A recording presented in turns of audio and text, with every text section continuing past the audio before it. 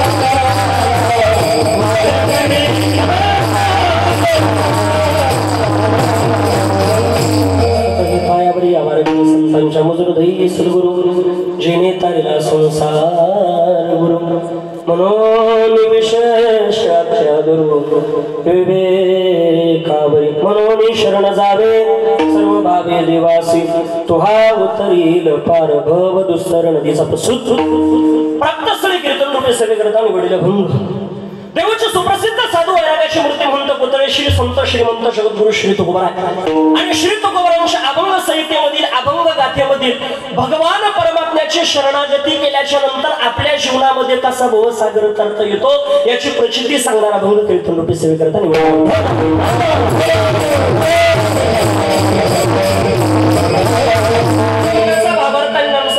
बघितला तर फार सोपा आहे जगद्गुरु श्री तुकोबाराय सांगता बाबा आपल्या जीवनामध्ये या पावन पवित्र नद्यानं आपण भगवान परमात्म्याची शरणागती केली पाहिजे का हो महाराज का देवाची शरणागती करायचं याचं कारण असं आहे या नरद्याचं आद्य कर्तव्य असं आहे का या नरद्यानं आपल्या जीवनामध्ये जन्म मरणाची अर्धार चुकवणं या नरद्यानं आपल्या जीवनामध्ये भवसागर करून जाणं या नरद्याचं सगळ्यात मोठं साध्य आहे मग का हो महाराज आमच्या जीवनामध्ये आम्ही जर भगवान परमात्म्याची शरणागती केली तर भवसागर तरुण जाता येईल का महाराज म्हणतो भवसागर तरता येतो म्हणून तर सांगतो म्हणून शरण जावे पण शरणागती करताना सर्व भावानं शरणागती करा शरणागती केल्याचा परिणाम तो हा उतरील पार भव दुस्तर नदीचा आपण भवसागर त्या ठिकाणी तरुण जाल कारण तो भगवान परमात्मा फार करुणा घन आहे मग का हो महाराज त्याची शरणागती करताना आमच्या जीवनामध्ये आम्ही त्याचं नामचिंतन केलं पाहिजे नावापेक्षा या जगतामध्ये मोठं काही नाही बरोबर आहे ना मग आम्ही त्याचं नामचिंतन केलं पाहिजे मग त्या देवाचं नाव काय आहे महाराज म्हणतात तसं त्याला अनंत नाव आहे त्यापैकी कुठलंही नाव घ्या आपल्या जीवनामध्ये भवसागर तरुण जाता येईल महाराज हे फक्त सांगताय का तुमच्या जीवनामध्ये स्वतः अनुभवलं महाराज म्हणता माझ्या जे साक्षीला आलं माझ्या जे अनुभवाला आलं मी तेच तुमच्या समोर प्रतिपादन करतोय भगवान परमात्मा फार करुणागम आहे आपण जर त्याची शरणागती केली तर आपल्या जीवनात भवसागर तरता येतो विठ्ठल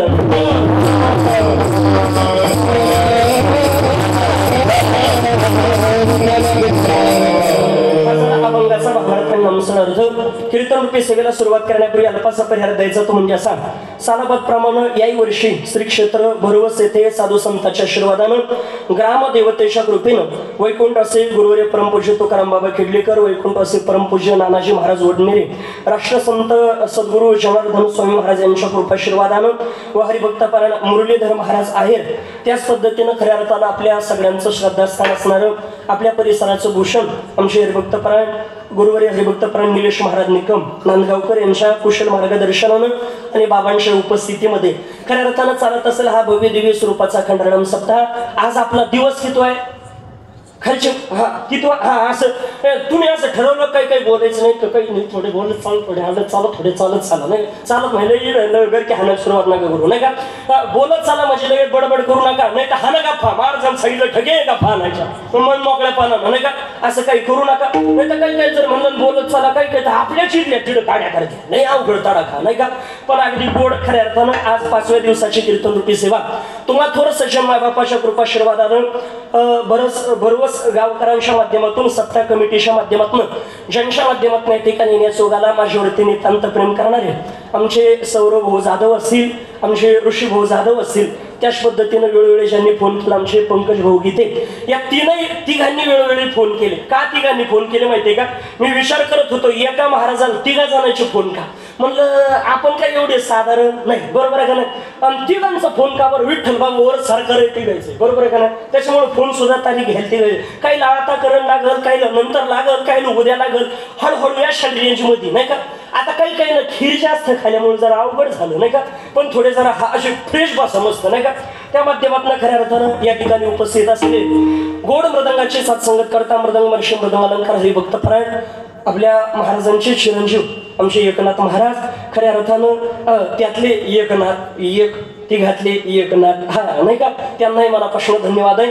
त्याच पद्धतीनं खऱ्या अर्थानं आमचे सौरभ भाऊ आहे त्याच पद्धतीनं आपल्या कीर्तनामध्ये आज ज्यांचं वर्णन करायचंय कदाचित पांडुरंग परमात्मा त्या ठिकाणी म्हणशील माझं जर वर्णन आहे तर मी कोणाच्या तरी रूपामध्ये गेलो पाहिजे आणि खरंच आमच्या विठ्ठल महाराजांचा आवाज म्हणजे खऱ्या अर्थानं पांडुरंगाच्या शरणाजवळ पोहोचवणारा आवाज येत महाराज फार गोड बरं जितका गोड आवाज ना महाराज तितकी गोड नम्रता लईच गोड महाराज अरे इतकी गोड नम्रता इतक्या गोड चाली असं वाटतं फक्त त्यांचं गायनच ऐकावं नाही का दोन्ही महाराज मंडळी या बाजूला आमचे गजानन वक्रतुंड असल्यावर मग काही संकटच नाही कीर्तनामध्ये नाही का अगदी म्हणजे आज 55 देवतापैकी 2 देवता इथं उपस्थित आहे आणि 2 देवता असल्यानंतर क्लेश म्हणजे दुःख येईलच कसं क्लेश घालवण्याकरता अर्थात दुःख घालवण्याकरता क्लेश घालवण्याकरता निलेश महाराज सुद्धा या ठिकाणी उपस्थित आहे नाही का अगदी सगळ्यांना मनापासून धन्यवाद आमचे हरिभक्तपरायण पप्पू महाराज श्री महाराजांनाही धन्यवाद आहे आमचे काका या ठिकाणी उपस्थित आहे आमचे अनिल काका आहे परिसरातील गावातील संपूर्ण भजनी मंडळ आहे त्याच पद्धतीने विनिकर लईच गोड महाराज नाही का ते जर नवीन गावाला मी जर घेऊन गेलो असतो बरं नवीन गाव मी जर गेले महाराज त्यांनाच महाराज मला बसले मला आता घालत बसले नाही का म्हणजे ज्या पद्धतीनं कीर्तन करायला बाबा गाल बिल शिपर फिरतं पाहिजे त्या पद्धतीनं आणि गोड महाराज कीर्तनामध्ये नटलंच पाहिजे देवा करता सजलं पाहिजे काही म्हणते बाबा ती महाराजले शायनिंग मध्ये तलाच करते तू राय दळभद्री नाही का काही काही सवयीच राहते बँकेट पोतीन दोथराल गाठी नाही का अवघड असतं महाराज पण खऱ्या अर्थानं आमचे अतिशय गोड भगवान परमात्म्या करता सजलं पाहिजे ज्या पद्धतीनं माझी राधा राणी ज्या पद्धतीनं मीरा राणी त्या पद्धतीनं आपण सजलं पाहिजे श्री महाराज आहेत त्यांनाही धन्यवाद आहे त्याच पद्धतीनं ज्यांची गोड 3ऱ्या दिवशी कीर्तन रूपी सेवा झाली विशेष म्हणजे खऱ्या अर्थानं गोड आपलं व्यासपीठ सुद्धा चालवतात ज्ञानोबा ज्ञानेश्वर महाराज व्यासपीठ नाही चालवणार तर कोण चालवणार नाही का अगदी श्री महाराज वाशिमवरून या ठिकाणी उपस्थित आहे अगदी श्री महाराजांना मनापासून धन्यवाद आहे त्याच पद्धतीनं ज्यांचं सकाळी संत भोजन होतं वसंतचंद्र भान चौधरी यांच्या स्मरणार्थून सकाळी संत भोजन झालं सायंकाळचं संत भोजन श्री धनाजी काशीनाथ गीते नावातच धन असल्यामुळं इतकं परफेक्ट जेवण झालं मला वाटलं तिनं खालं डोकला घेऊन टाका नाही का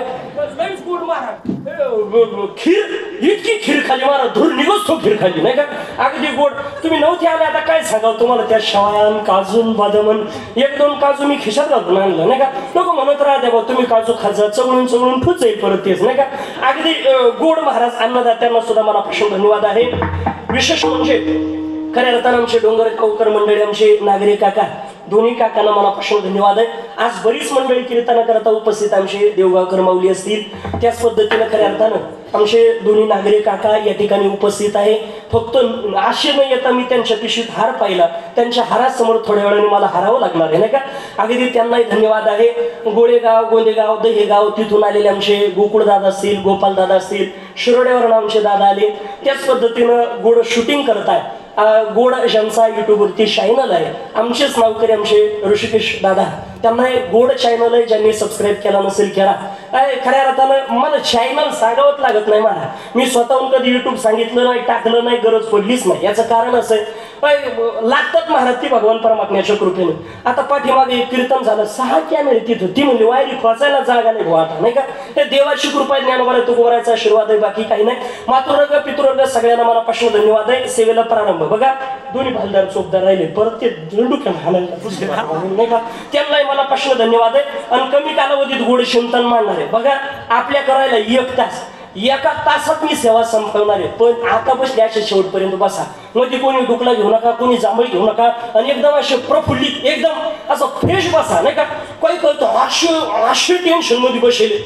जस काय नरेंद्र मोदी देश सोडून गेले आणि देश सांभाळायची जबाबदारी त्यांच्यावर दिली नाही का. पण हे साहजिक आहे, टेन्शन मध्ये यांच्यावर तुमचा दबाव राव, तुमच्या कोणाच दबाव आहे, तुम्ही तरी प्रफुल्लित बसा नाही का. आता अशी प्रसन्न बसले, अशी बस गोड. मातृवर्ग पितृवर्ग सगळ्यांना धन्यवाद. सेवेला प्रारंभ मी 11 म्हणजे 11ला सेवेला पूर्ण विराम देणार आहे. फक्त कोणाच्या कानात खुसबुस करू नका.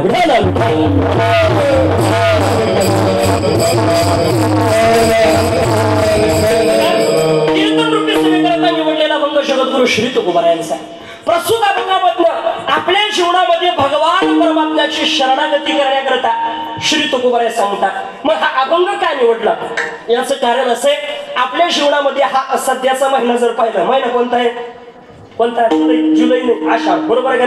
खऱ्या अर्थानं आणि भगवान परमात्म्याचं वर्णन या मासिकामध्ये होणं गरजेचं आहे. कारण आषाढी कार्तिकी विसरू नका, मग सांगत असे पूज्य पांडुरंग भगवान परमात्मा सांगता आमच्या जीवनामध्ये या 2 महिन्यामध्ये तरी विसरू नका. मग याचा अर्थ बाकीच्या 20 राहा असं नाही का. पण बघा आपल्या जीवनामध्ये त्याचं वर्णन व्हावं, आपल्या जीवनामध्ये वारी केली पाहिजे. बरीच मंडळी त्या ठिकाणी वारी वर्णन आलेली आहे. आणि अजून याच्या पुढे जाऊन आपल्या सप्ताहामध्ये सुद्धा खऱ्या अर्थानं ती हरिदिनी येते. ती महत्वाची हरिदिनी आपल्या जीवनामध्ये आपल्याला त्या ठिकाणी साजरी करायला भेटते. आणि म्हणून त्या माध्यमातून पंढरीश परमात्म्याचं वर्णन व्हावं, भगवान परमात्म्याचं वर्णन व्हावं, त्या माध्यमातून खऱ्या अर्थानं हा अभंग निवडला.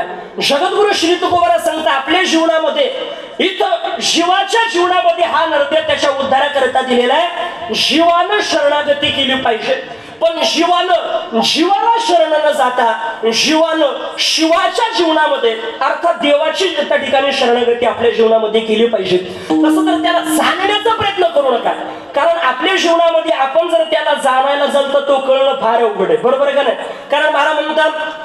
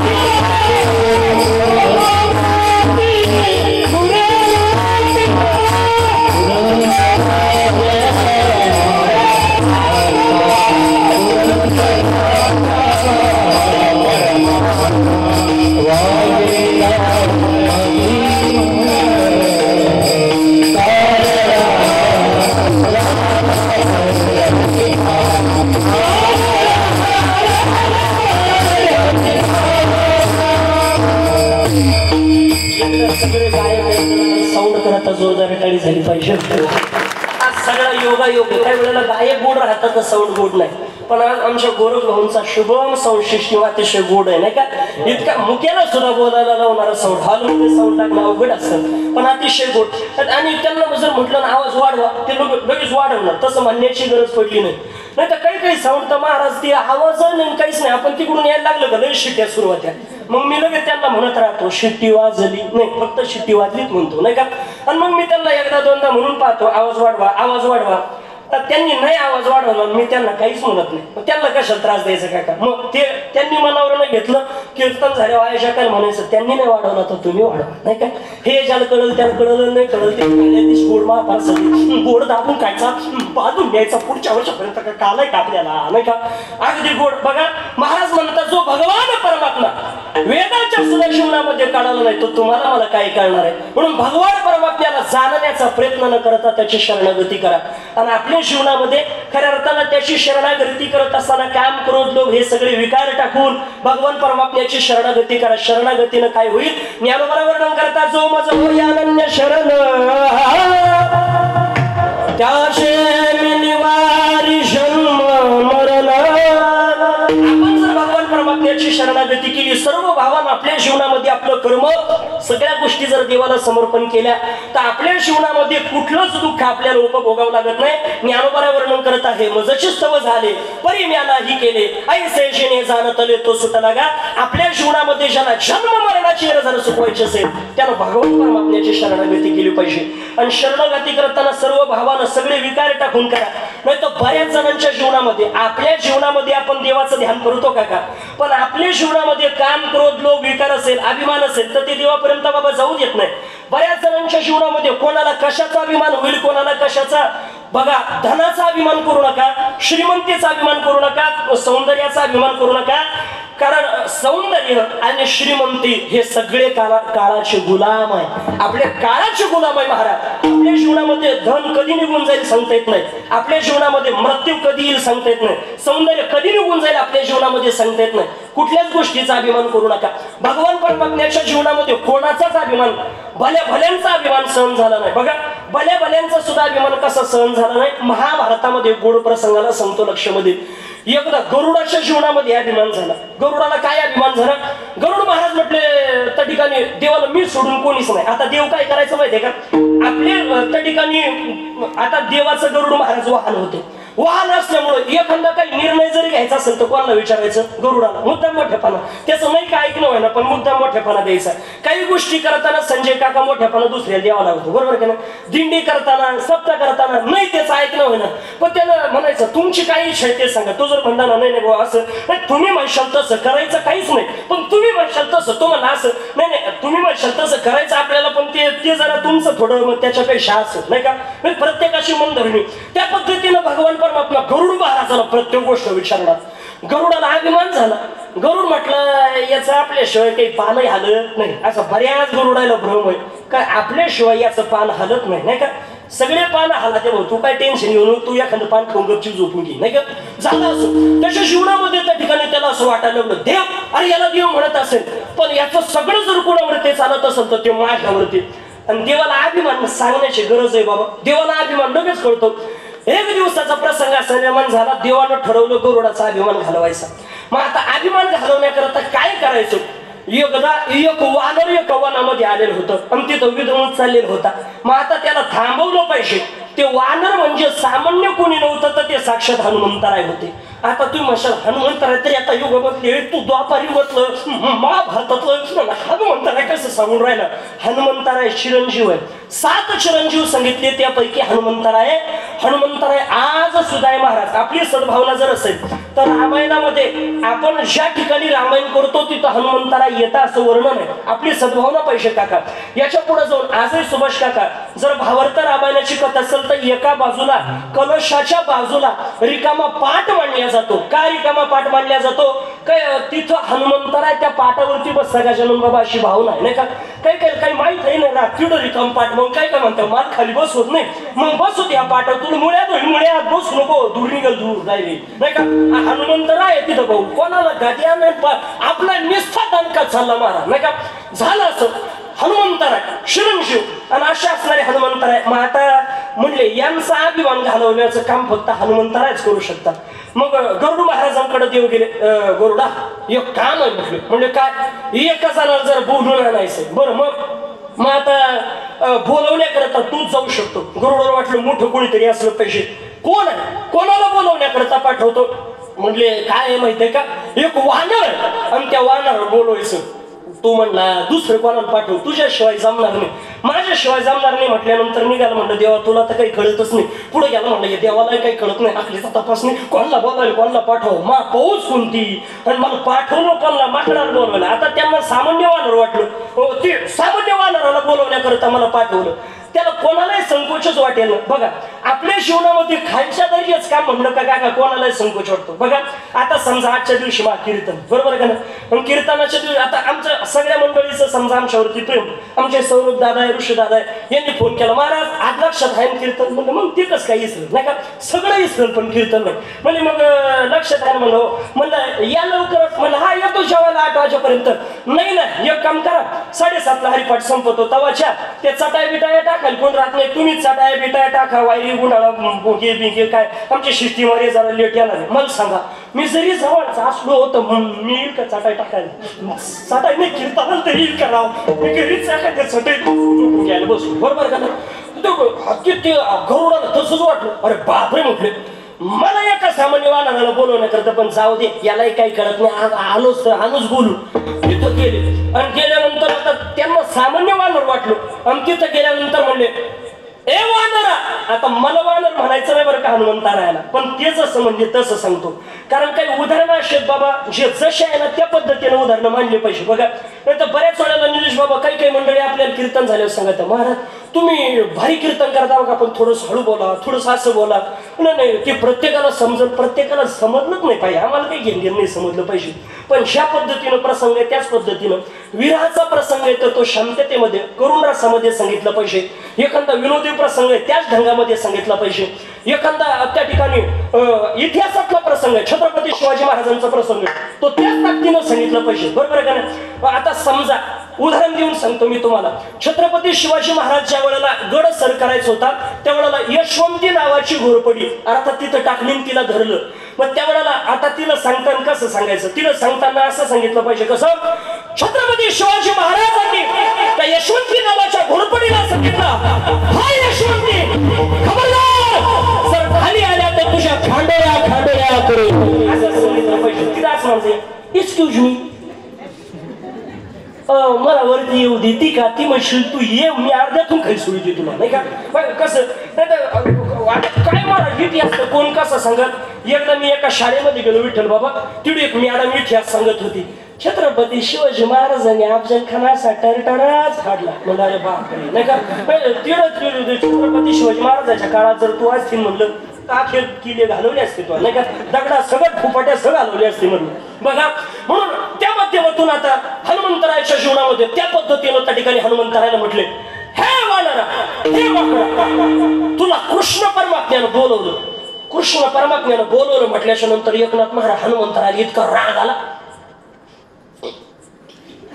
रागाच्या भाग म्हणजे असं धरलं असा आता त्यांचा हात हनुमंतरायाचा हात मग थोडं जरा मी आजारी शब्द या काही टाइम लागत राहतो असा धरला आणि जे म्हणलं होता ना हे वानरा तुला बोलवलं कृष्णानं हे चोरात तुम्ही तिथं हसले पाहिजे नाही का. टाळी वाजलो एकदा महाराजांकरता याला म्हणतात समय तुझ्यात नाही तर काय काय हाणून जाते की मग अशी हानी त्या देश काय गोमाची हानी नाही का याला परफेक्ट हाणलं म्हणते बघा हे चोरात ठेवून दिली महाराज अशी आणि जोरात इतक्या जोरात हाणली इतक्या जोरात किती जोरात एखादी आपली हाणून दाखवली. मला सगळं जमत राव पण नंतर आता ऐकून घ्याल तुम्ही नंतर टेकडं हाणशाल त्याच्यामुळे गप राहिलेलं बरोबर नाही का. आणि मग त्या वेळेला आज नाही हाणलं तर उद्या हाणशाल गाडी इडून चालली का एक तर आता तुम्हाला दगड आणायची गरज नाही रस्त्यात काम चालू कोणता उठवायचा टाकायचं नाही का. पण मग त्या वेळेला इतकी जोरामध्ये हाणली कोणती जसं गरुड तिथून उडाले गरुड महाराज उडाले तशी देवाजवळ पडले आणि पडल्यानंतर म्हणजे तू काय झालं. मग त्या वेळेला म्हटले काय राव तो कोणाच पाठवलं म्हणले कोणाच पाठवलं तू याला कोणा होता तो रॉंग नंबर तर नाही लागला त्याच्यातच गेलो होतो म्हटले. म्हणले मग तुला हाणलं तो म्हणले मी असं चाबड्या बोलले म्हणले थोडस दंड होऊन वानरा बिनरा काही असं म्हणत राहत्या का म्हटली. त्या वडाला मग म्हटले आता एक काम कर. म्हणले आता काहीच काम सांगू नको. म्हणले नाही एकच काम. बरं दुसरं काम असेल साहजिक आहे म्हटले. आता परत जा. परत काल म्हणले राव एकच म्हणून घेतली दुसऱ्या तुलाच लागत द्यावा. आता टेन्शन घेऊ नको. मग आता जाय पण जाताना असं म्हणू नको का तुला कृष्ण परमात्म्यानं बोलवलं. आता असं सांगायचं का तुला प्रभू रामचंद्रांनी बोलवलं. म्हणलं अगं मग मोडून टाकतो. म्हणले बस काय. म्हणले जो देव आहे त्याच्याकरता बोलवलं पाठवलं तरी ही हाल झाली. आता जो देव नाहीच म्हणले ज्याचा अवतार संपून जायले त्याच्याकरता बोललो कसं होईल. म्हणले कसं असलं आता जाय म्हणल्यानंतर काय वाका 2 पावलं पुढे टाकायचे परत 2 पावलं पाठीमागं. पाय बरं नाही आम्ही पप्याच्या सांग तुम्ही कोणी पप्याच्या टेन्शन पप्याच्या गंज वाली म्हटली नाही का. बऱ्याच जणांना आपण दिंडीत सुद्धा एखाद्या जर म्हणलं निलेश बाबा चला दिंडीत चालतो का काय काय म्हणतात नाही मी आला असतं का आपण पाप्याच्या आईचं कसं होईल. पाप्याच्या आईचं काहीच नाही होणार. तू जाय तिथं जायची वाट पाहून राहिली. दिंडी नाही का. सध्या तर इतका अवघड झालं बाबा. इंस्टाग्राम उघडा युट्यूब उघडा न्यूज चालू करा. नुसता नवरा कापला नवरा फेकला नवरा कापला. काय फॅट निघालो काय कली निघालं बघा बाबा. सध्या 2च गोष्टी कापताना दिसत्या. न्यूज उघडा नाही तर काही उघडा. एक बकरा कापला नवरा कापला. 2च गोष्टी चालू नाही का. भाग्यश्रीवाल्यानं बकरा कापला आणि आता बघा इतके महाराज त्याच्या जाहिराती करू राहिल्या. आणि आता श्रावण महिना लागले काही तर सगळं बंद. आम्ही हे खाती नाही पायात ही घालती नाही चप्पल घालती नाही असं करते नाही इथलं पाणी पिती नाही. अरे तू बिगर पाण्याची प्याला आता पाणी दुसऱ्याच्या घरचं पेत नाही. मग काही इतके टेटस तर असे टाकी त्या महादेवाचे इतके काका श्रावणात आपलं सोडून द्या. आपण महादेवाची कायम भक्ती करतो पण जे वर्षभर खात्या श्रावणाच्या महिन्यात असे स्टेटस टाकी ते आपल्याला वाटत स्टेटस सुद्धा चप्पल काढून पहा काय बाबा. पण देवा का मोबाईल नाही स्टेटस बघण्याकरता देव कर्म बघत असतो. हे विसरू नका. कर्म करताना इतकं पवित्र कर्म करा. कर्म करताना इतकं पवित्र जीवन जगलं पाहिजे इतकं पवित्र कर्म केलं पाहिजे का ज्या वेळेला ते कर्म आपण उपभोगू ना त्या वेळेला पश्चाताप नाही झाला पाहिजे आनंद झाला पाहिजे. इतकं पवित्र कर्म करा. कर्म आपल्या जीवनामध्ये कर्म कोणाच्या जीवनामध्ये चुकत नाही. तू काय म्हणे कर्म रेखा कदा न चुके ब्रह्मादिका. कलीचं काय वारं लागलं बाबा. आपल्या या जुन्या आजीला विचारा बघा आपल्या पतीची काय निष्ठेनं सेवा केली आपल्या जीवनामध्ये. अरे आपल्याला तरी माहिती आहे कोणासोबत विवाह होणार आहे काय होणार आहे तो कसं. या जुन्या आजीला विचारा. लहान असायचं लहानपणात लग्न व्हायचं. बरं कोणा संग होणार तो नवरा कसा असणार काय असणार काही माहिती होतं का. तो कसाही कोणाही बरोबर आपलं लग्न ठरू. बिचारा त्याच्यामुळे आशा रडायच्या कारण सासू पूर्वीच्या सासा खट्याळ नवरा खट्याळ. म्हणजे पूर्वीच्या काळात नवरीच गाड्यात पडून रडायची जाता गाऊन सासू कशी भेटते सासरा कसं भेटतो. आता ते नाही रडते. मग आता तिकडच्याच आधी रडून जातं म्हणजे वादळ कसं येणार आहे नाही का. अवघड एका नवरीनं तुम्ही पाहिलं ती रडायला लागली आईच्या गळ्यात पडून. आई म्हणून बयान तू चालली ना असं झालं. आणि तो नवरदेव तिच्या पाहायचा. नवरदेवाला ती म्हणली खबरदार तुमच्यामुळे मग आई रडवली आता तुमचं अगं खानदान जन्मभर रडीत राहील म्हणली नाही का. बघा पूर्वीच्या काळात माहिती नसायचं. मग आपल्या जीवनामध्ये असं व्हायचं खऱ्या अर्थानं. पण तरी सुद्धा आपण जर यज्ञाला 7 प्रदक्षिणा ज्याच्या बरोबर मानल्या ना या जुन्या आशा मरेपर्यंत नवऱ्याला साथ द्यायच्या. आज सुद्धा पती गेल्यानंतर सुद्धा पतीशी एकनिष्ठेनं सेवा करणाऱ्या माता माऊली. आता तुम्ही सध्या न्यूजवरती पाहिलं असेल वारीमध्ये पंढरपूरच्या वारीमध्ये एक आजी वारीला आली होती. बरं वारीला आल्याच्या नंतर तिचा पती मृत्यू पावलेला मरेपर्यंत पतीला तर साथ दिली. पण मृत्यूनंतर सुद्धा मी जर वारीला जात असेल तर मी एकटं न जाता माझ्या पतीला घेऊन गेलं पाहिजे. पती तर मृत्यू पावलेला आहे. मग मेलेल्या पतीचा फोटो घेतला. फोटो सोबत घेऊन वारी केली. फक्त वारी नाही केली हो तिथं गेल्यानंतर स्वतः चंद्रभागेमध्ये स्नान करताना आपल्या पतीला सुद्धा स्नान घालावं म्हणून त्या मेलेल्या पतीच्या फोटोला स्नान घातलं.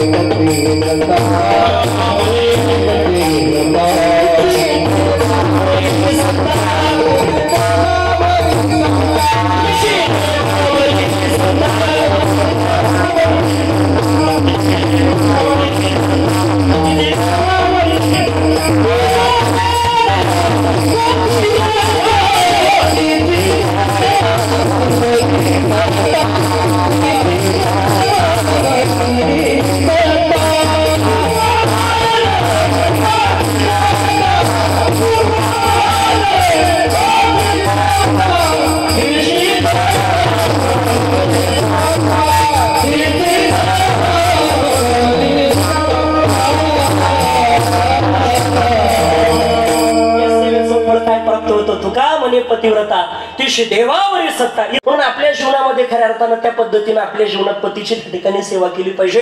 चला आपला मुद्दा त्या ठिकाणी वाढला. उदाहरण हे चालू होतं.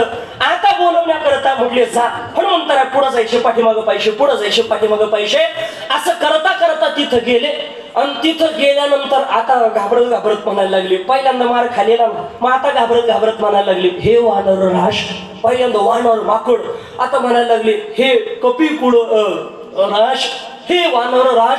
हनुमंतराय म्हणले माणूस तर एकाकीच बिघडले म्हणले एकाकीच सुधारलं तोच काय बा म्हणले ठणका चांगला दिले ना मानका पाहून दणका दिला नाही. त्यामुळे मला सांगितलं म्हणले काय आहे म्हणले काही नाही तुम्हाला प्रभू रामचंद्रजीने बोलवलं पण परत प्रभू राम म्हणता म्हणता म्हणले परत आणि तो काय आता काय होईल. पण हनुमंतराय अशा आले त्यांना धामच आला पण आल्यानंतर त्यांना कडकडून मिठीच मारली. माझ्या प्रभूनं मला बोलवलं चला तुमच्या माध्यमातून माझ्या जीवनामध्ये मला प्रभूचं दर्शन होतंय. पुढे या उदाहरणाचा भला मोठा विस्तार माझ्या जीवनामध्ये मला ते सांगायचं नाही आपल्याकडे तो वेळ नाही. मला मुद्दा हा म्हणायचा होता गरुडाच्या जीवनामध्ये अभिमान झाला भगवान परमात्म्याने घालवला का नाही. मग जर गरुड आपलं वाहन आहे पण वाहन असताना त्याचा जर अभिमान देवाला सण होत नसेल तर तुमचा माझा कुठं होणार आहे.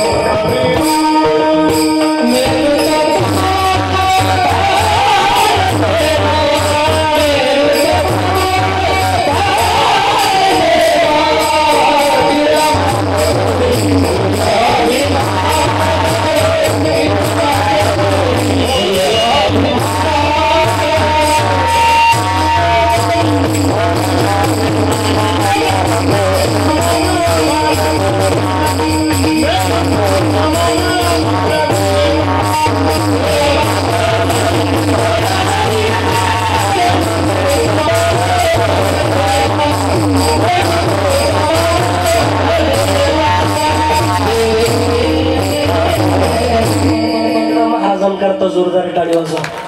दोघांचा काय गोड आवाज महाराजांचा सुद्धा किती गोड वारकरी प्रमाण सुद्धा परफेक्ट नाही का. असं वाटतं महाराजांचं गायन ऐकत राहावं. खऱ्या अर्थानं ही ज्ञानोबाची विशेष कृपा आहे. महाराज असे महात्मे आपल्याला लाभले आपल्यावरती काहीतरी कृपा समजा नाही तर कायम कायम आपल्याला मग ते काही राहतेच ना कोंडू कोंडू कोंडू कोंडून धरला जीव कोंडू नको मोकळं या कपाळचा नाही का. अगदी गोड तिला भार सुद्धा अभिमान त्या ठिकाणी सण होत नाही. अभिमान झाल्याचा परिणाम काय होतो. जगद्गुरु श्री तुकोबरा म्हणतात अभिमान झाला तुका मन वाया गेला त्याचं जीवन वाया गेलं. म्हणून आपल्या जीवनामध्ये देवाला कोणाचाच अभिमान सहन होत नाही. कसा पहिलं उदाहरण आपण गरुड महाराजांचं पाहिलं वाहनाचं सोडावं. दुसरा अभिमान सांगितलं पत्नीचं सुद्धा अभिमान सहन होत नाही. आता पत्नीचा आपल्या जीवनामध्ये पत्नीच सगळं सहन करावं लागतं बरोबर आहे का नाही. पण पत्नीचं सुद्धा आपल्या जीवनामध्ये भगवान परमात्म्याच्या जीवनामध्ये अभिमान नाही सहन झाला महाराज.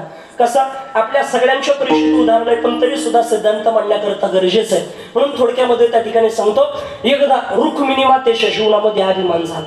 रुक्मिणी माता म्हणली बाया देव कसा मी कशी नाही का. बऱ्याच रुक्मिणीला अभिमान होतो. बऱ्याच रुक्मिणी नाही म्हणत्या बया थोडस जर भांड्याला भांडण लागतच भांडण होतच नाही का. आणि प्रपंचामध्ये भांडण केलंच पाहिजे. नवरा बायकून 4-2 दिवसातून भांडलं पाहिजे. इडले म्हणशील हा बारा जांभा करावा पुढच्या वर्षी नवरा बायकून भांडायला नवरायला आधी 4-2 दिवसातून नाही सकाळ संध्याकाळ दुपार भांडण चाललं म्हणजे आता कुठं भांडण नाही का. भांडलं पाहिजे. नवरा बायकून काका 4-2 दिवसातून प्रेमानं भांडलं पाहिजे असं नाही. प्रेमानं चेष्टा केली पाहिजे नवऱ्याची. बायकून नवऱ्याची करा नवऱ्यान बायकोची करा 4-2 दिवसातून. पण चेष्टा करताना अंदाज पाहून करा नाही तो तोरायचा राहत आतून जायच्या चमचा का उचलूनच आपटे असं नको व्हायला नाही का. त्यावेळेला बघा रुक्मिणी मातेच्या जीवनामध्ये अभिमान झाला आणि मग आता देवानं विचार केला. देव म्हटला अभिमान घालवायचा. मग आता अभिमान घालवण्याकरता त्या ठिकाणी भगवान परमात्म्याला काय केलं, रुक्मिणी मातेची चेष्टा करायला सुरुवात केली. रुक्मिणी का ग तू माझ्या सोबत त्या ठिकाणी लग्न केलं म्हटले, का ग तुला किती जणांनी त्या ठिकाणी तुझ्या सोबत विवाह केला असता, तू दिसायला किती सुंदर आहे म्हटले, कशी किती सुंदर दिसते, मी दिसायला काळा तू गोरा तू गोरी. आपलं बघ विवाह करत असताना काही गोष्टी समान असल्या पाहिजे, शील समान असलं पाहिजे, कुल समान असलं पाहिजे, गोत्र कुळ या गोष्टी समान असल्या पाहिजे. आपलं शील समान नाही, आपलं त्या ठिकाणी कुळ समान नाही, कुळ म्हणजे कोणत्याच गोष्टी समान नाही म्हटले. बघ काहीच समान नाही. कसं आपल्या जीवनामध्ये मी त्या ठिकाणी तू गोरी मी दिसायला काळा, शील सुद्धा समान नाही. कशा पद्धतीनं त्या ठिकाणी तू राजकुमारी म्हटली आणि मी गवळ्याच वर्ग, माझ्यासोबत त्या ठिकाणी तू लग्न केलं. एवढ्या देवान थांबवलं नाही. काय रुक्मिणी त्या ठिकाणी तू फसली म्हटले, जाऊ दे पण अजूनही तुझी वेळ गेलेली नाही. तुला जर लग्न करायचं असलं तू करू शकते. हे का माहिती का, रुक्मिणी माते नातू येईल होते, नातू आता नातू आले आपण काठीवर राहतो नाही का. काही केलं तर नातू पाव असतो, नातू यायच्यात तू म्हणतो नातू, तू नसला तर मी येतो नाही का. आपली आधीच बघू नाही का. तो पण त्या वेळेला देवान म्हणा म्हणजे थोडक्यामध्ये रुक्मिणी माता कशा असेल, वयोवृद्ध असेल, आपल्या भाषेमध्ये म्हातारे असेल, आजीच्या वयाच्या असतील नाही का. आणि मग त्या भक्ता जर म्हणलं तुम्ही दुसरा नवरा करू शकता काय, रुक्मिणी माता डायरेक्ट असं म्हटल्याबरोबर त्या ठिकाणी बेशुद्ध पडल्या. बेशुद्ध पडल्यानंतर झालं असं, भगवान परमात्म्याला त्या ठिकाणी जल घेतलं, रुक्मिणी मातेवरती असं शिंपडलं आणि जल शिंपडल्यानंतर रुक्मिणी माता जागृती आली. जागृती आल्याच्या नंतर प्रसंग असा निर्माण झाला. ज्या वेळेला जागृतीमध्ये आले कृष्ण परमात्म्याला रुक्मिणी माता म्हणायला लागले. देव म्हणतो रुक्मिणी असं काय झालं. तेवढ्याला सांगितलं देवा नाही देवा माझ्यासोबत असं बोलू नका. रुक्मिणी उठ, मी उठते पण अगोदर मला एक वचन द्या. वचन काय, त्या ठिकाणी तुम्ही मला सोडून तर जाणार नाही, कारण देवाचं काय खरं नाही, कोणत्या भक्ताला कधी सोडून जाईल सांगता येत नाही. देवा मला कळतंय माझ्या जीवनात अभिमान झाला, देवा मला सोडून तर जाणार नाही. नाही ग रुक्मिणी शपथ घ्या म्हटले. शपथ पूर्वीच्या काळात शक्तीला सुद्धा लय किंमत होती, आता शक्तीला सुद्धा किंमत राहिली. देवाला सांगितलं शपथ घेऊन सांगतो रुक्मिणी तुला सोडून जाणार नाही. अशी घेऊ नका, आई बापाची शपथ घ्या. आई बापाची शपथ घेऊन सांगतो म्हटले. नाही नाही असं नाही, खरे आई बापाची घ्या. वसुदेव देवकीची शपथ घेऊन सांगतो मी जाणार नाही. देवा फक्त वसुदेव देवकीची घेऊ नका, कारण तुम्ही नटखट आहे. आता वसुदेव देवकीची शपथ घेशाल आणि मला सोडून जाताना म्हणशाल मी मला फक्त त्यांनी जन्माला घातलं, खरे आई बाप नंद बाबा यशोदामय्या सोडून जाशाल म्हटले. मग नंद बाबा यशोदामयाची शपथ घ्या. नंद बाबा यशोदामयाची शपथ सोडून जाणार नाही. नाही नाही या चौघाची सोबत शपथ घ्या. चौघाही जणांची शपथ घेतली. आता मात्र रुक्मिणी मातेच्या जीवनामध्ये विश्वास बसला, भगवान परमात्मा आपल्या जीवनामध्ये आपल्याला सोडून जाणार नाही. मला मुद्दा हा मांडायचा आहे, जिथं आपल्या पत्नीचा अभिमान देवाला सण झाला नाही तिथं तुमचा माझा काय होणार आहे. म्हणून आपल्या जीवनामध्ये कुठल्या गोष्टीचा अभिमान बाळगू नका. कुठल्याच गोष्टीचा अभिमान करण्यासारखं काय हो आपल्या जीवनामध्ये. आपण म्हणतो महाराज हे गाडी बंगला हे काही आपल्या सोबत यायला नाही. तुकडोशी महाराज गोड वर्णन करतात, तू म्हणशील घरदार हे येथेच राहील सार मेल्यावरती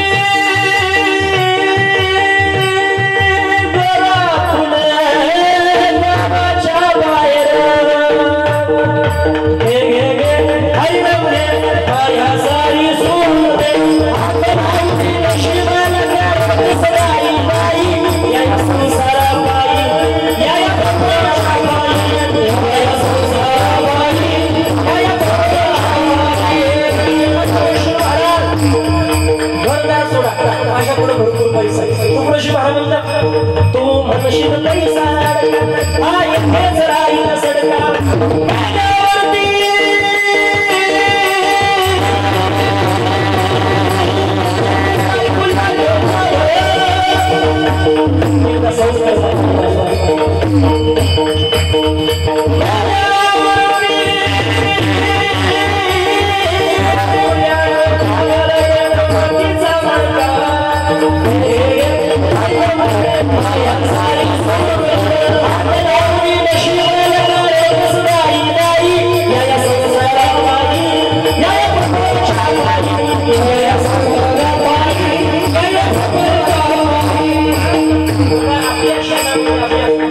काही नाही. अभिमान कुठल्या गोष्टीचा करता, या सगळ्या गोष्टीचा अभिमान आपल्या जीवनामध्ये सोडून खऱ्या अर्थानं आपल्या सोबत जे येणार आहे त्याचा अभिमान बाळगा. भगवान परमात्म्याचं चिंतन आपल्या जीवनामध्ये करा. आता काही म्हणशाल महाराज काय अभिमान सांगता, आमच्या जीवनात कसलाच अभिमान नाही. अभिमान नाही हे म्हणणं सुद्धा अभिमानाचं लक्षण आहे. आमचे गुरुवारी आम्हाला पाठामध्ये गोड उदाहरण सांगायचे. पोराओ, अभिमान नाही म्हणणं हे सुद्धा अभिमानाचं लक्षण आहे. कसं, एकदा काय झालं माहितीये का, एका ठिकाणी मी कीर्तनाला गेलो बाबा. आता कीर्तनाला गेल्यानंतर असं थोडा लांबच थांबलो. का बरं म्हणलं, टायमिंग जाऊ थोडा लवकर गेलो होतो. आता बऱ्याच वेळेला मग कसं राहतं, थोडी 4-2 फोन आले, वेळ गेलो, मग ती वेगळं वजन नाही का. आज काही तास कुणाकडे थांबेल नव्हतो. बरेच महाराजाशी रस्त्याच्याकडे थांबल दिसत या काही बी, मग टायमिंग जायचं. मग आपलं तसं काही नसतं, पण जरा मला जातानाच उशीर झाला. जरा उशिरा गेलो आणि उशिरा गेल्याच्या नंतर तिथे एका ठिकाणी बसलो. आता बसल्या त्या ठिकाणी त्यांनाही उशीर झाला सुरुवात करण्याकरता वगैरे ते सुरुवात करण्याकरता निघून गेले. आणि म्हणले, मला एक रूम दिली. म्हणले, महाराज तुम्हाला जोडी कोणाला ठोका? म्हणून कोणाला ठेवू नका. मग आया हे आकेला जाया बी आकेला नाही का, त्याच्यामुळे कोणाला ठेवू नका म्हणलं. नाही म्हणले, राहू द्या तुम्हाला जोडी, काही लागलं तर मला काही लागत नाही, काही लागू देऊ नका. नाही म्हणले, राहू द्या. मग बरं, कीर्तनकाराच्या जोडीला कोण ठेवल्या जातं? आपल्या निलेश बाबांना माहिती आहे नाही का. कोण? ज्याला गावात कोणीच मानितच नाही का, जेवच्या गाव पाहत आहे म्हणून, आणि ते सगळ्या डोकं नाही तर असं आपल्या जोडी नाही का. आणि ते ठुलं बरं, ते लागलं गडगड करायला. महाराज तुम्ही आमच्या गावात पहिल्यांदा? म्हणून पहिल्यांदाच. मग तुमचं आमच्या गावाबद्दल तुम्हाला काही माहिती आहे? म्हणून काय माहिती आता, पहिल्यांदा माहिती आले काय माहिती नाही म्हणले. आणि तुम्हाला काही माहिती होणार नाही. म्हणून आता माहिती करून करायचं काय मला नाही का. म्हणजे तुम्हाला काही कळतं का आमच्या गावाबद्दल? काही कळणार आहे, पण कळून सुद्धा येणार सुद्धा म्हणलं. पण आता काय होतं त्याच्यात आमच्या? म्हणलं काय एवढं गाव, आमचं गाव लय डेंजर. म्हणलं काय तुमचं गाव डेंजर? आमच्या गावातले लोक इतके अभिमानी, सगळे लोक, तुम्ही खालच्या आळीला जा, वरच्या आळीला जा, कुठल्या आळीला जा, सगळे अभिमानी. सगळ्यांना जर पाहिलं ना, सगळ्यांना अभिमान आहे. आमच्या गावातल्या टोटल लोकांना अभिमान आहे. फक्त मीच एक असं आहे का मलाच अभिमान नाही. म्हणलं तुला अभिमान नाही असं म्हणणं हा सुद्धा तुझ्या जीवनातला अभिमान आहे नाही का.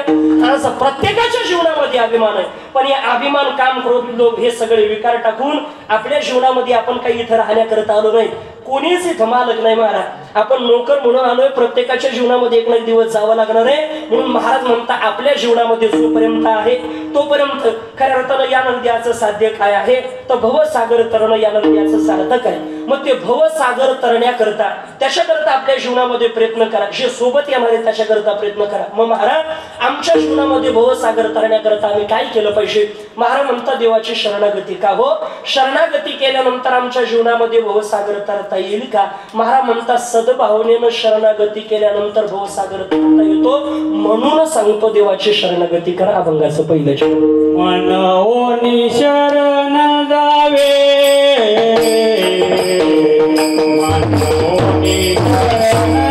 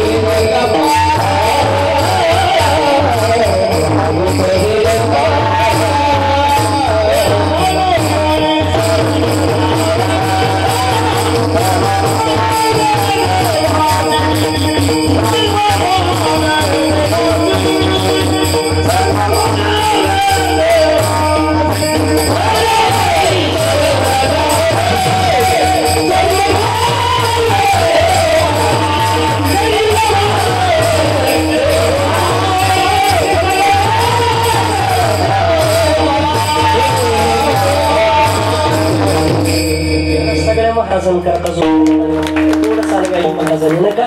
म्हणजे मनोनी शरण जा, भवसी. अरे आपल्या जीवनात भवसागर तरता येतो म्हणून तर सांगतो त्या भगवान परमात्म्याची शरणागती करा आपल्या जीवनामध्ये. आणि शरणागती करताना 8 एक आहे. सद्भावनेनं शरणागती करा.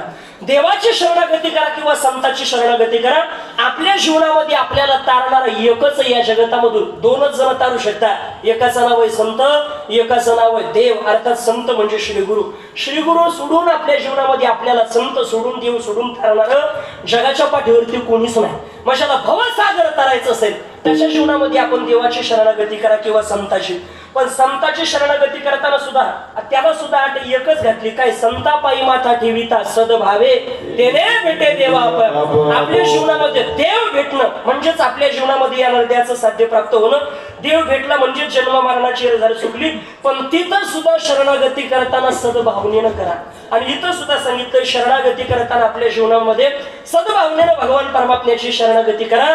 भगवान परमात्म्याची सद्भावनेनं जर शरणागती केली तर आपल्या जीवनामध्ये तरच खऱ्या अर्थानं या नरदेहाचं साध्य साधलं म्हणून समजा. आणि आपल्या जीवनात शरणागती करा. त्याला जाणण्याचा प्रयत्न करू नका. कारण आपण पाहिलं तो वेदाला कळाला नाही. कोणाच्या जीवनामध्ये शेष स्तुती प्रवर्तला. जीवा चिरोडी पलंग झाला. शेष स्तुती करण्याकरता गेला त्यांच्या जीवनात कळाला नाही. एक तो फक्त साधू संतांच्या जीवनात कळाला. शास्त्र पुराणाच्या जीवनामध्ये सुद्धा काही शास्त्र पुराण बघा तुम्ही ते सुद्धा वर्णन करता परिपूर्ण आमच्या जीवनामध्ये कळालं नाही. पण आपल्या जीवनात काय कळणार आहे बघा. अनेकांच्या जीवनामध्ये अनेक तपश्चर्या करून योगा यागादी कर्म करून अनेक शास्त्र धुंडाळून वेदमुखोदगस्त असणाऱ्या महात्म्याला सुद्धा परिपूर्ण देव कसा कळाला नाही. शास्त्रामध्ये आलेला गोड एक प्रसंग सांगतो लक्षामध्ये. फार पूर्वी प्रसंग असा निर्माण झाला. काही ऋषीमुनी एकत्र आले. कोणते ऋषी? जनकासारखे ऋषीमुनी त्या ठिकाणी जनक राजासारखे असे 4-5 ऋषीमुनी एकत्र आले. आणि आल्याच्या नंतर त्यांनी विचार केला काय आपण भगवान परमात्म्याचं चिंतन करतो म्हणजे पण आपल्या जीवनात थोडंसं देवाचं स्वरूप काढालं. परिपूर्ण काढालं का? नाही. मग परिपूर्ण ज्याला माहिती त्याच्याकडे जायचं. मग परिपूर्ण शोधण्याकरता कोणाकडे जायचं? जनक राजासारखा महात्मा म्हणतो एखाद्या ऋषीकडे गेलं पाहिजे. कारण ऋषी सोडून परिपूर्ण स्वरूप कोणी सांगू शकत नाही. ऋषी सोडून परिपूर्ण पण ऋषीला माहिती पाहिजे नाही तर ऋषीला काय कळणार ऋषी सोडून काय नाही का. आणि मग असंच झालं. त्या ठिकाणी म्हटले कोणत्या तरी ऋषीकडे गेलं पाहिजे. कुठल्या ऋषीकडे जायचं? तत्कालीन सगळ्यात प्रख्यात वैभव संपन्न अधिकार संपन्न एक ऋषी होते. त्यांचं नाव आहे उदालक नावाचे ऋषी. त्या ऋषींकडे हे गेले. बरं एवढी सगळी फौज पाहिल्यानंतर आनंद झाला. उदालक नावाचे ऋषी म्हणता या कसं काय यानं केलं? येण्याचं कारण असं म्हटले आमच्या जीवनामध्ये आम्हाला थोड्यासं भगवान परमात्म्याचं स्वरूप कळालं. ते परिपूर्ण स्वरूप तुम्हाला माहिती असेल या अंगाने आम्ही तुमच्याकडे आलो. ते परिपूर्ण स्वरूप आमच्या जीवनामध्ये सांगा. त्या उदालक नावाच्या ऋषीनं सांगितलं खरं सांगू का परिपूर्ण स्वरूप अजून माझ्या सुद्धा जीवनामध्ये मला सुद्धा कळालेलं नाही. आणि नसेल कळालं तर नाहीच म्हटलं पाहिजे बाबा. अज्ञान प्रत्येकाच्या जीवनात प्रत्येक जण परिपूर्ण असेल असं सांगता येत नाही का. एखाद्या वेळेला आता आम्ही सुद्धा कीर्तन विषय म्हणत राहतो. कीर्तन झाल्यावर काही अडचण असेल तर विचारा प्रश्न. मी तर काही म्हणतच नाही का. आणि मग काही वेळेला एखादा सद्भावनेनं काका प्रश्न विचारायला येतो. आपल्याला माहिती असेल तर काका सांगितलं पाहिजे.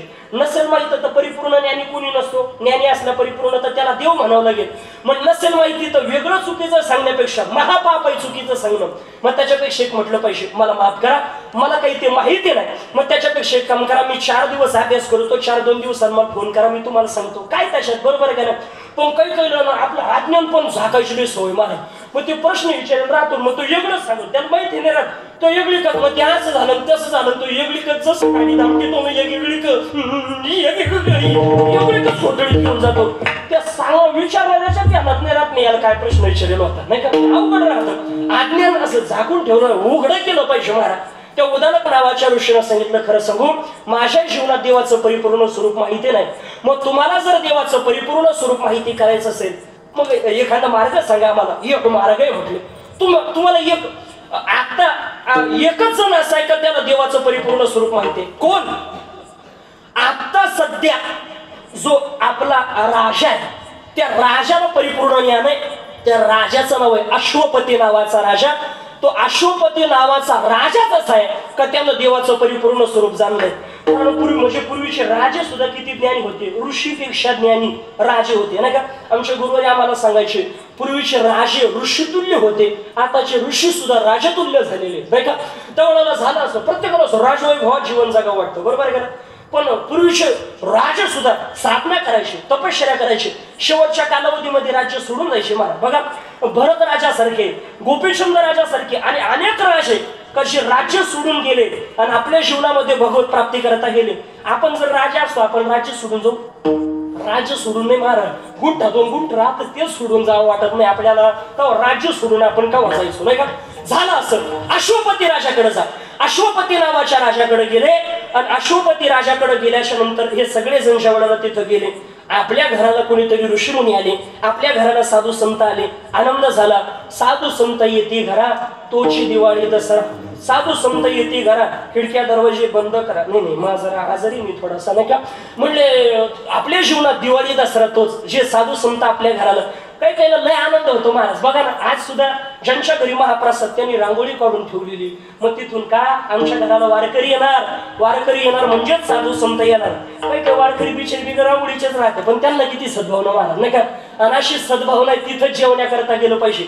नाही तर काही सद्भावना नाही. काही काही म्हणतात घ्या घ्या घ्या घ्या तू कदम देऊ राहिला का काय घ्या म्हणजे तो काही काही अशी पडीच घ्या महाराज घ्या आग्रह केला पाहिजे. घेता का तुम्ही? नाही काय काय घ्या घ्या घ्या अरे टाकशील तू आमच्या झाजी इच्छावर. नाही घ्या घ्या बरं इकडून तिकडून घेतलं ना मग बसव ना. हा घ्या खाऊन या परस असं तुम्हाला भेटत राहतं का? आम्ही वाऱ्यावर छिंडतो नाही का?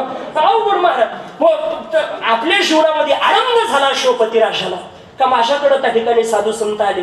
आल्या आल्या अगोदर त्यांना काय आले कसे आले न विचारता अगोदर त्यांचे पाय धुतले. पाय धुतल्यानंतर आजही पाय धुण्याची प्रथा आहे. पाय धुतले.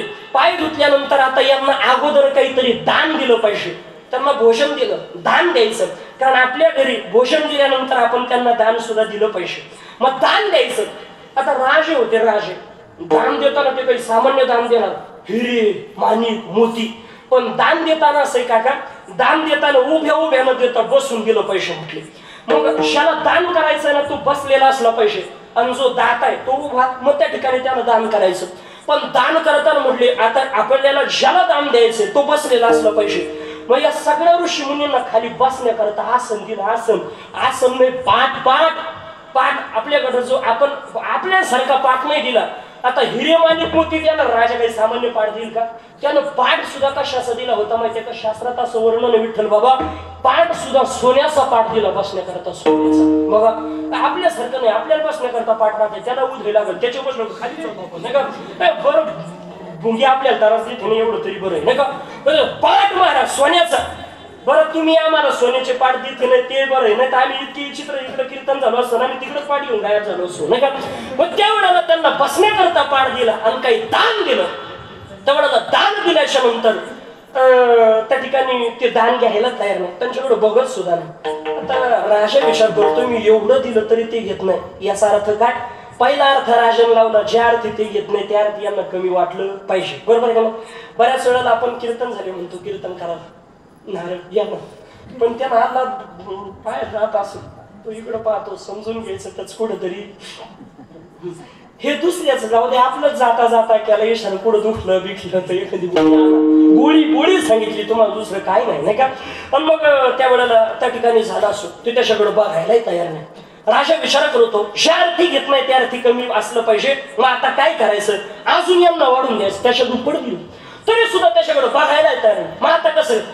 पहिला अर्थ लावला ज्या अर्थी घेत नाही त्या अर्थी कमी पडलं असलं पाहिजे. दुसरा अर्थ लावलं एवढं देवढं सुद्धा घेत नाही म्हणले त्या अर्थी या दानात शुद्धता नाही असं वाटलं पाहिजे. या धनात शुद्धता नाही असं वाटलं पाहिजे. कारण धनाच्या पाठीमाग 16 प्रकारचे 15 प्रकारचे अनर्थ सांगितलेले बघा.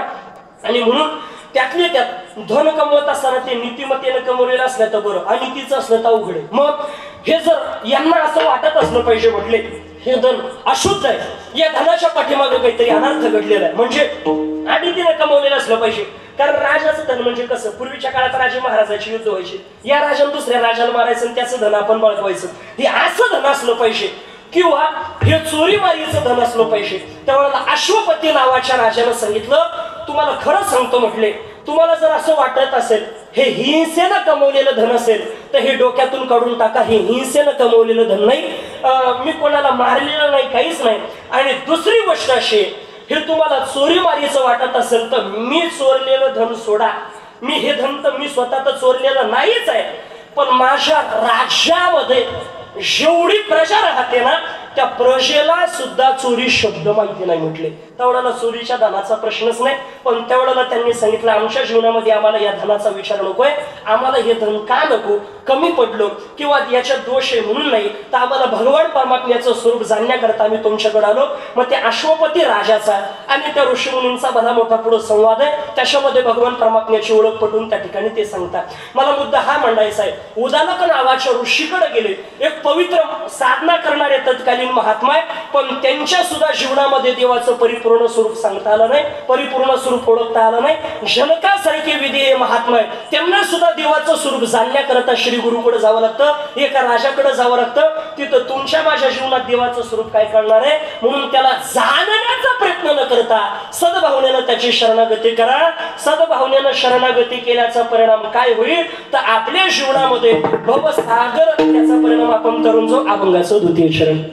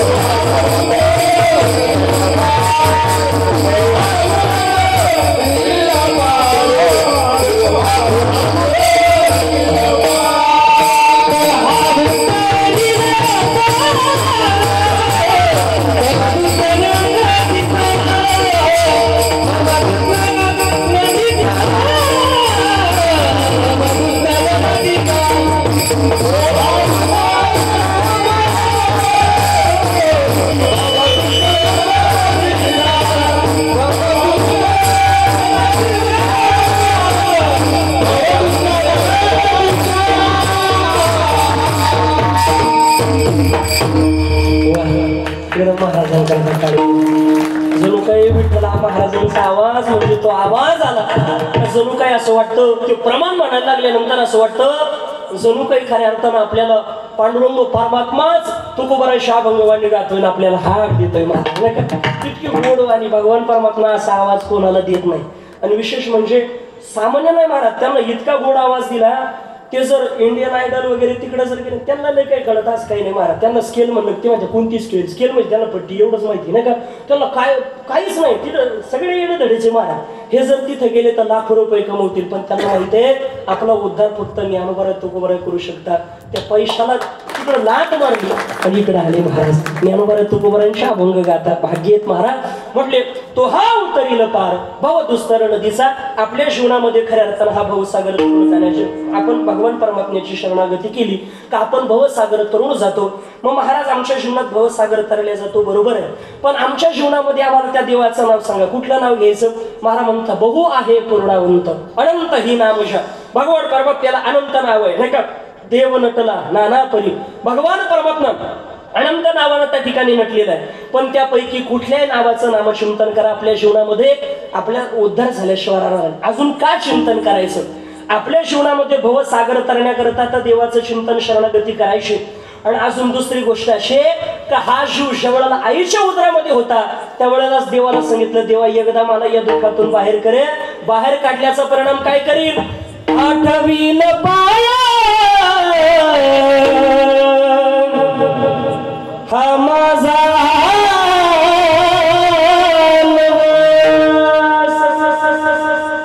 आठवील पाया हा माझा नवस. रात्र ही दिवस पांडुरंग रात्र ही दिवस पांडुरंग आठवील पाया हा माझा नवस. हा शिवाला नवस करतो. म्हणजे बाहेर आल्यानंतरच आपण नवस करतो, मा हे काम पूर्ण होते मी तो असं करीन असं नाही. हा शिव आईच्या उदरात सुद्धा नवस करत होता. ते नवस फेडणं तुमचं माझं आद्य कर्तव्य आहे. म्हणून आपल्या जीवनामध्ये आपण भगवान परमात्म्याची शरणागती करा. महाराज देवाची शरणागती केल्यानंतर आपल्या जीवनामध्ये उद्धार होतो. तुम्ही सांगताय बरोबर आहे. तो करुणा घन आहे. आपल्या जीवनामध्ये अनेकांचा उद्धार केला महाराज. त्या पद्धतीने आमचा नक्की करेल म्हटले. कोणाकोणाचा उद्धार? महाराज तो भगवान परमात्मा आमच्या जीवनात इथून मागे काही पाप कर्म होतं ते पण आहे. महाराज म्हणतात तो भगवान परमात्मा इतका करुणा घन आहे, तो पाप पाहत नाही. मागे झाले ते पाहू नका, पुढे जाणे नाही तो का. बरं महाराज पाप जाऊ द्या, पण आमच्या जीवनात आम्ही या कुळामध्ये ते आम्ही लहान आहे मोठे. महाराज म्हणता यारे यारे लहान थोर याती भक्ती नारी नर. नारी या नर या लहान या मोठे या देवाला सगळे सारखे. बरं महाराज आम्ही या कुळातले त्या जातीतले भगवान परमात्मा जात मानत नाही, पात मानत नाही. आपला देव उद्धार करले यात विशेष नाही. कोणाकोणाचा उद्धार केला? महाराज म्हणतात कबीर मुमीन लतीफ मुसलमान कबीर मुमीन लतीफ मुसलमान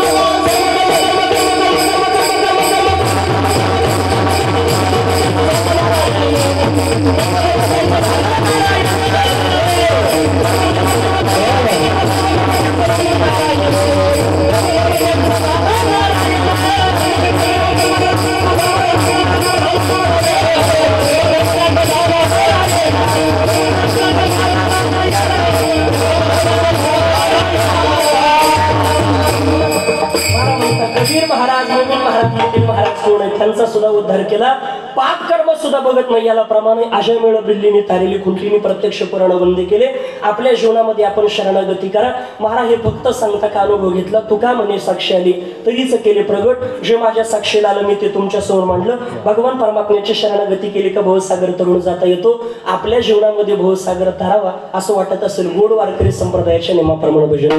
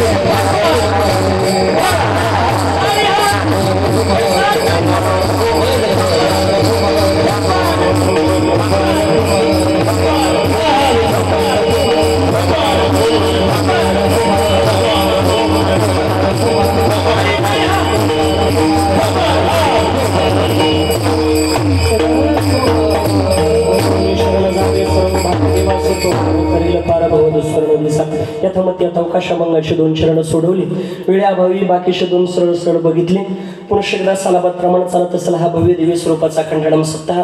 या सप्ताहामध्ये आज 5व्या दिवसाची कीर्तन रूपी सेवा आमचे त्या ठिकाणी ऋषीभाऊ असतील, आमचे सौरभ भाऊ असतील, आमचे पंकज भाऊ गीती असतील, या सगळ्यांच्या माध्यमातून या ठिकाणी येण्याचा उगाला मला आनंद वाटतो.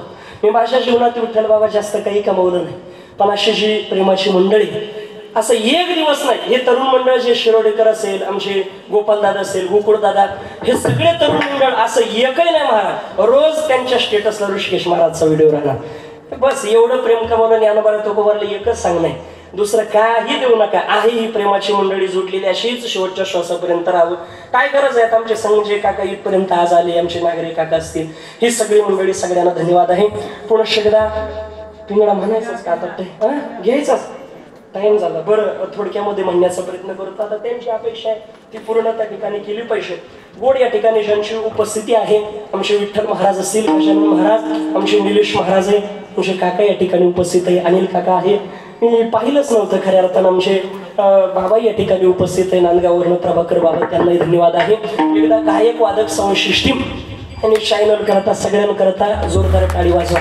एकनाथ महाराज अतिशय गोड, तुमचे ज्ञानेश्वर महाराज आहे, सगळ्यांना धन्यवाद देतो. आपली वेळ तशी संपलेली, पण 5-10 मिनिटं घेतो, त्यांची अपेक्षा पूर्ण करतो. पिंगळा म्हणतो म्हणून ना, हा मग बघा, गोड भगवान परमात्म्याचं चिंतन करा, भजन करा. एखादं मशीन मारा, हे नाही केलं तर काय होईल? नाका म्हणता आमचं काय नाही केलं, मग हे जरी नाही केलं तरी दुसऱ्याही